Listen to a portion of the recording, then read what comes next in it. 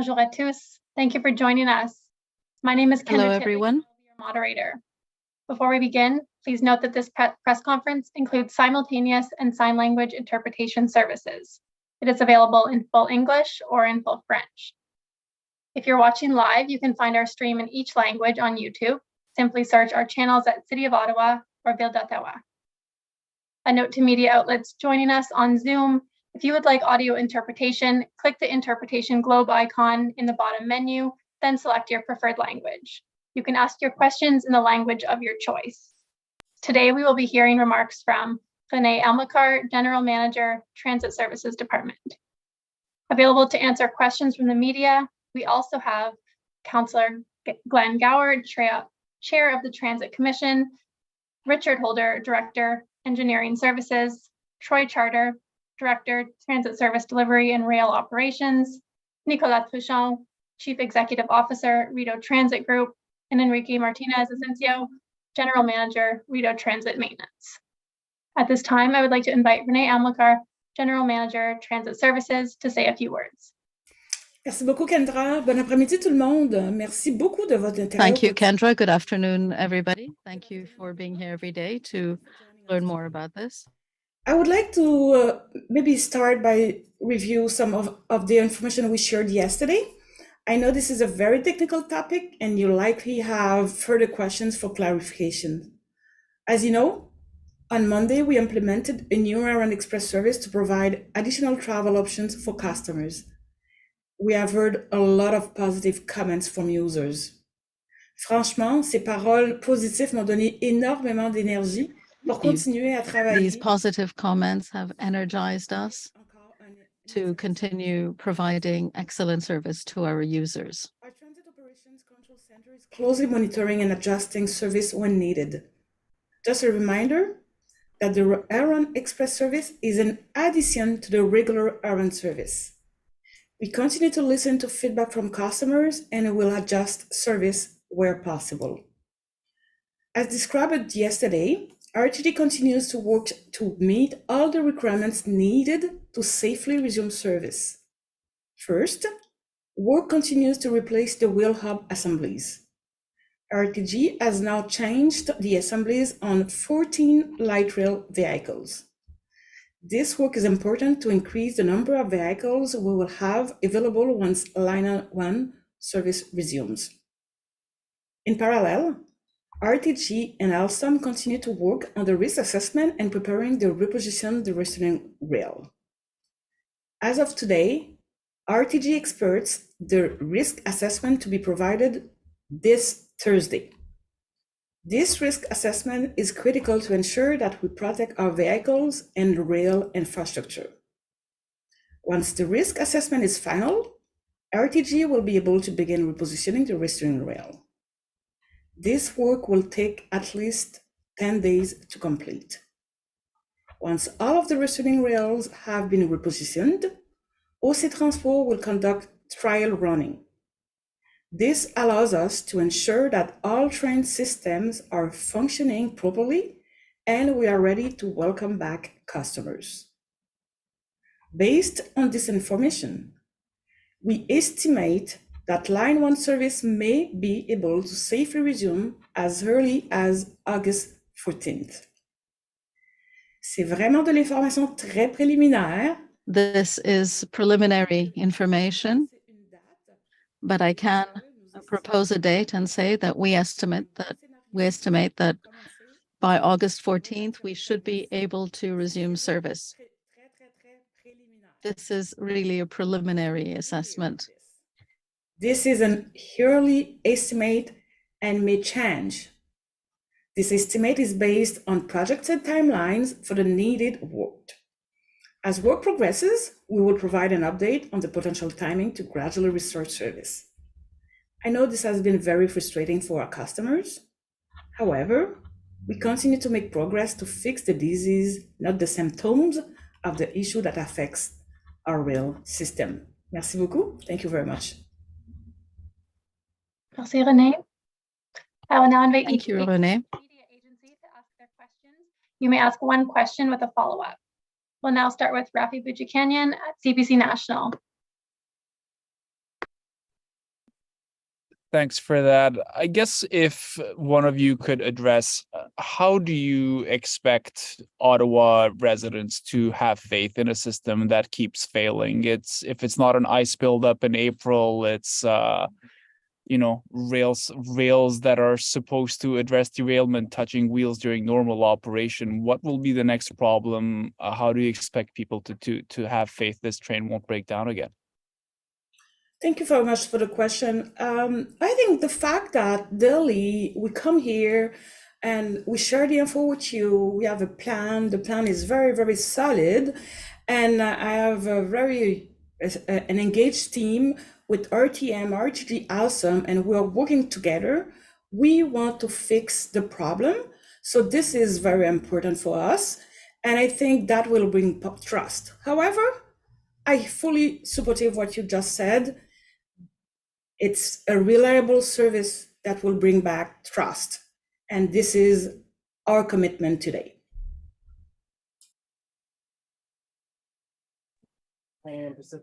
Thanks. And just as a follow-up question, I understand that the engineering firm you have retained to look into these issues is itself something that belongs to SNC-Lavalin. Isn't that a conflict of interest? Wasn't there anyone else you could have hired to look into this issue?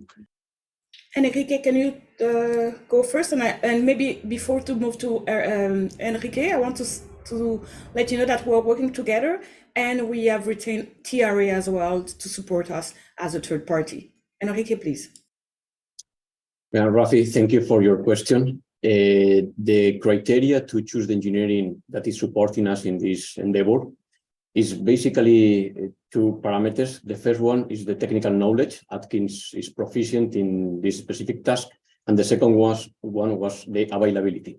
And Atkins had an engineering team available to respond in a very, very short period of time. So this is why we made that decision. And we don't believe there is a specific conflict in that regard. Thank you. We'll now go to Avantika Anand at CBC Ottawa. Thank you. I understand in the memo today that we received August 14th is an early estimate for return to service, but August 14th, that time of the month, is when we're expecting to see ridership levels rise because of the number of students coming into town that are going back to school. My question is, do you have a backup plan in place just in case you aren't able to meet that estimate, especially at a time when ridership levels will be higher than they've been probably all year so far? Thank you for the question. So yes, our backup, it's the Aran service for sure, but we are confident that now we are working very, very hard to be able to resume the service as soon as possible.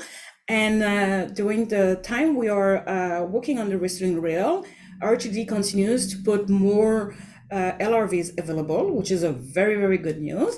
So we will be able to serve the service in September when students will come back and most of the workers as well. Thank you for that. Just as a follow-up, you just mentioned that the R1 bus service is your backup plan in case that estimate isn't able to be met. But previously, you've also mentioned that the R1 buses need to be complemented by those 8 single car trains in order to accommodate ridership levels as they are. With that not being the case, at that time, mid-August going into September, when ridership is going to be higher than it has been all year round, will those R1 buses be enough as a backup plan? Thank you again for the question. So as I said, we'll have more of LRVs available. So this is a very, very good news. And we'll come back probably next week with what will be the plan. The plan with 8 LRVs, it was supposed to be for yesterday. And as you know, because now we have to work on the infrastructure, so we didn't launch the service. However, we continue to work to have more LRVs available. So that means we'll have more LRVs to deliver the service when we will launch it. I'm really sorry. I just have to clarify. You're saying more LRVs will be available, but the issue as it stands is a track issue, as a result of which even the LRVs aren't being able to be run.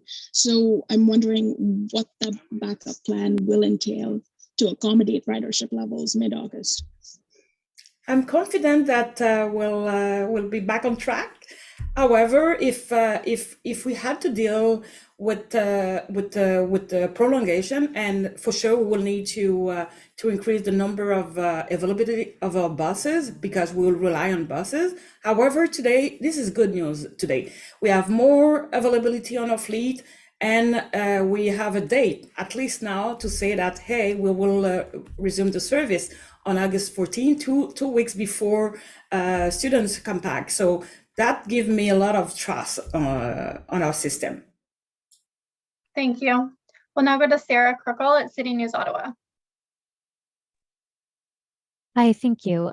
So in the most recent memos, you've noted that one of the actions that still needs to be required to be completed is discussing the risk assessment.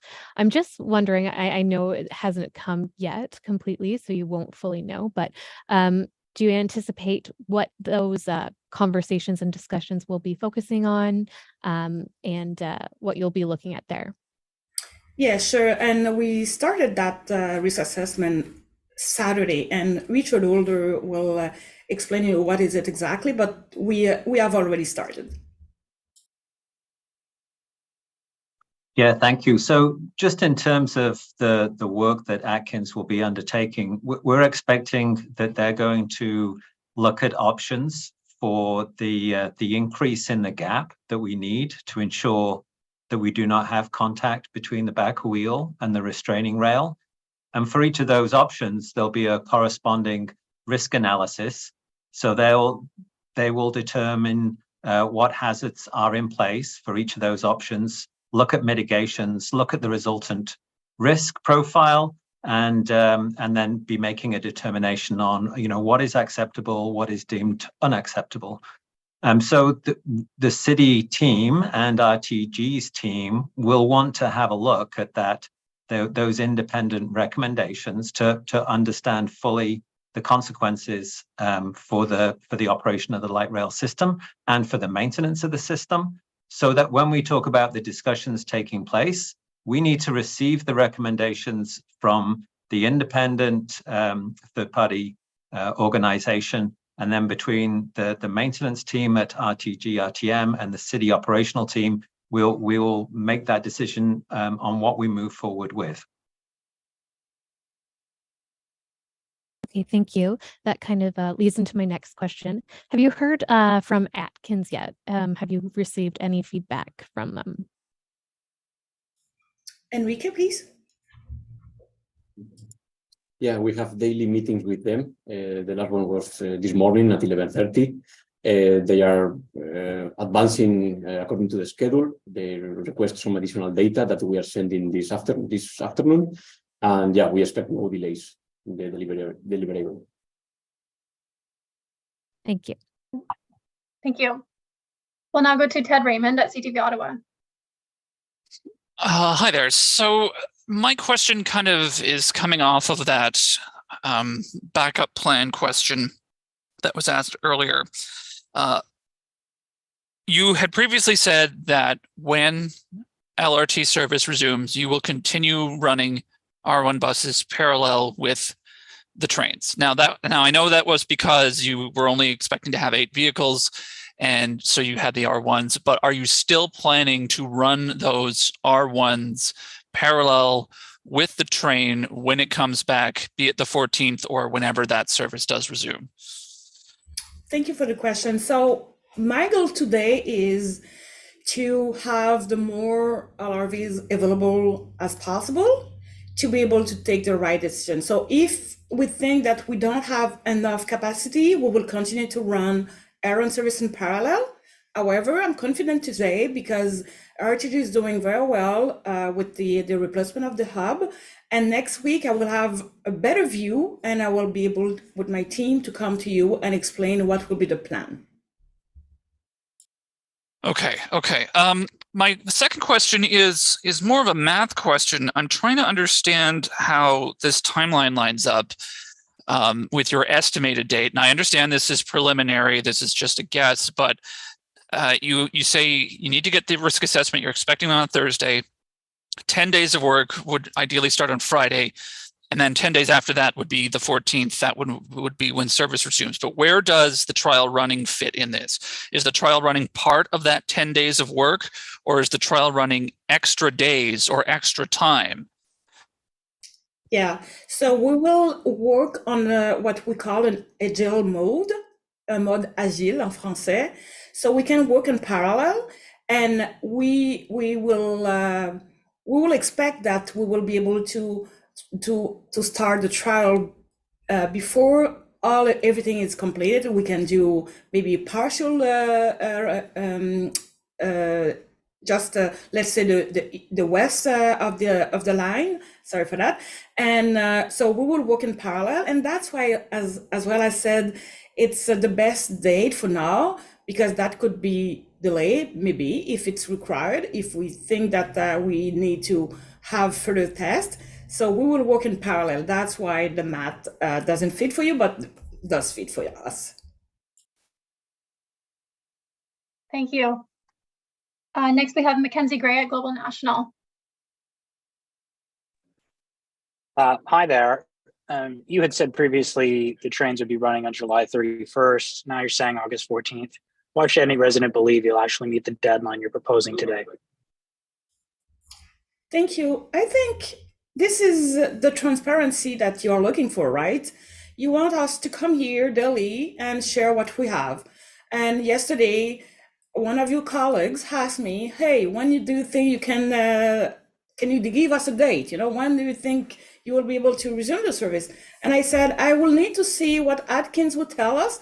And this morning we had a meeting with Atkins, and we believe that it will be possible to receive that final risk assessment that we're doing in parallel. And so now the best date is August 14, but it's not a guarantee. So that's why I'm very prudent today by saying, hey, this is my best for today. And it's like, I prefer to say what I know now instead of saying I don't know. Can I add something from a perspective of people who are using this system?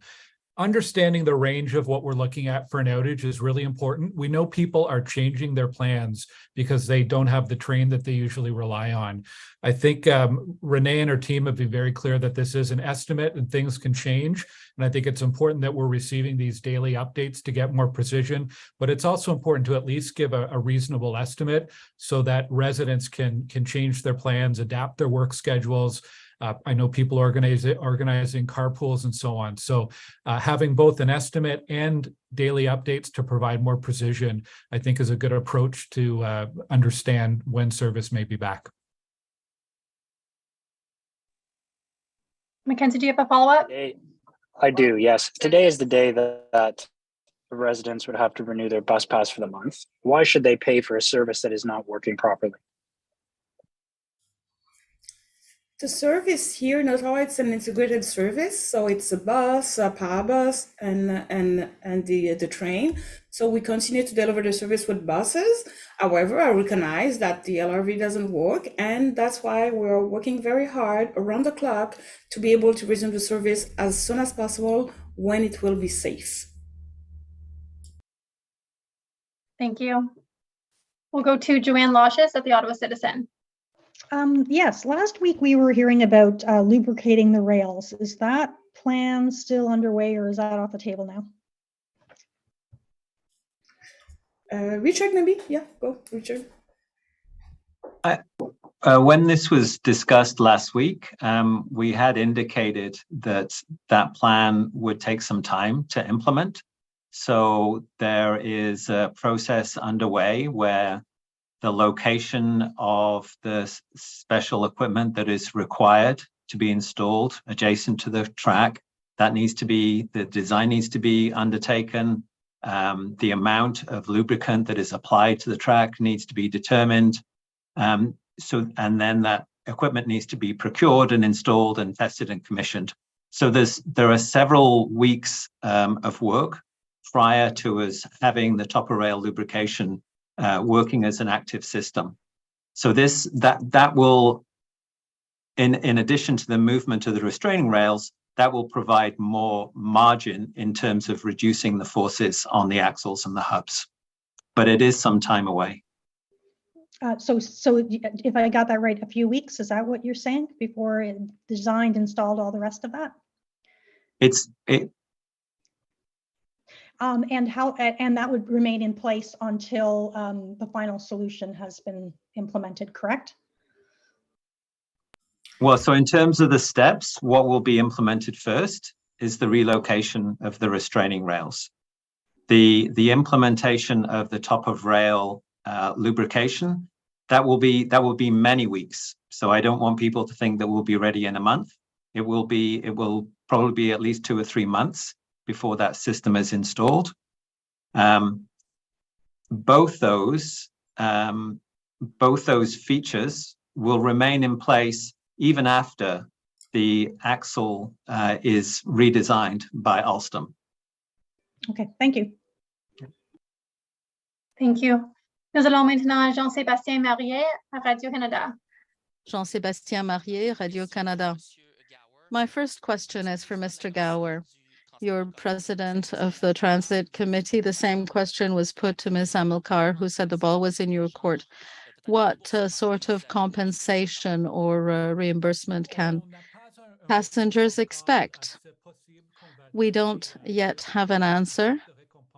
It may be that some compensation could be provided, but we don't have all the figures we need to make a decision of that kind. I've spoken to the mayor and a number of colleagues. This is something we have been discussing, but we need the figures for all costs associated with that particular response to the problem we've had over the past 2 weeks. Thank you. My second question is for Ms. Amilcar. We've spoken to users with impaired mobility. They were in wheelchairs. The light rail was sold as an accessible model. On the R1 bus, there are only 2 spaces in front for wheelchairs. Transpo needs a lot of notice. So what's your response to people with reduced mobility who need that train? In Ottawa, we are fortunate because the whole transit system is accessible, but I do understand that it may be difficult for some people to get on a bus if there are only 2 spaces. We are open to seeing what we can do with Transpo. I can look at this with my teams. I can't make a commitment as we speak, but if there are people we can help out, we will be happy to help. We are continuing to make sure that we get the train back into service so that everybody has the flexibility that it provides. Thank you. Would you mind repeating that answer in English? Sure. So I will see with my team what we can do to help people with chairs or comment on dit mobilité réduite? I don't remember. Accessibility issues? Yeah, thank you very much. So to see what we can do with Paratranspo, but again, the goal is to definitively resume the service as soon as possible. Merci. Merci. We have time for a few additional questions. Thank you. To use the raise hand function. I'll give it a few seconds and then we will go to the raised hands. Ted Raymond at CTV. Hi again. I understand that your goal is to resume service as soon as possible, but we're looking at another 2 weeks of this. And, we're asking, what are you going to do now for people who have mobility issues, for people whose commutes have lengthened because of this shutdown? We're asking, what are you going to do to help people right now while they're still waiting for the LRT to come back? They've been waiting since the middle of last month. They're going to be waiting until the middle of this month at least. I understand that you've got the R1s going, but that's also affecting transit users elsewhere in the city. We know that they're taking buses away from other routes to supplement the R1.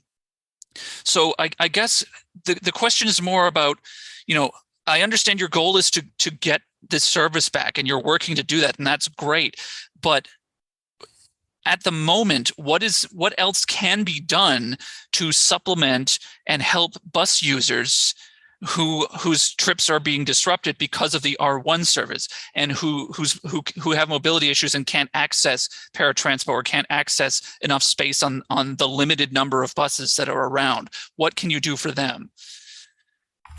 Thank you for the question. So for those who have mobility issues, and if they have access to paratransport, I will invite them to call us, and we'll see what we can do. Even if normally they can book on a daily basis, but we can see what we can do. And I will meet with my team to see what else I can bring, and tomorrow I can share that with you for sure. Thank you. We'll go to Avantika Anand at CBC Ottawa. Actually, I think my question was just asked. All good. Thank you. Okay, thank you. Et Jean-Sébastien Marier. Oui, merci. J'aimerais clarifier, vous parlez et vous en parliez Thank vendredi. you. You were saying on Friday how important it was to move the restraining rails at certain spots. Where exactly is that? Does that include the curb between Lise and Urban? Yes, of course. I can also provide the whole list. There are 16 curves distributed across the network. We can provide you with that. Thank you. What about the one between Herdman and Lise Lacrosse? That is on there. Yes, it is. Thank you. Can that list be sent to all of us, please? Absolutely. Will do. Thank you. Seeing no further questions, this will conclude today's media availability. Thank you very much, everyone. Merci. Thank you.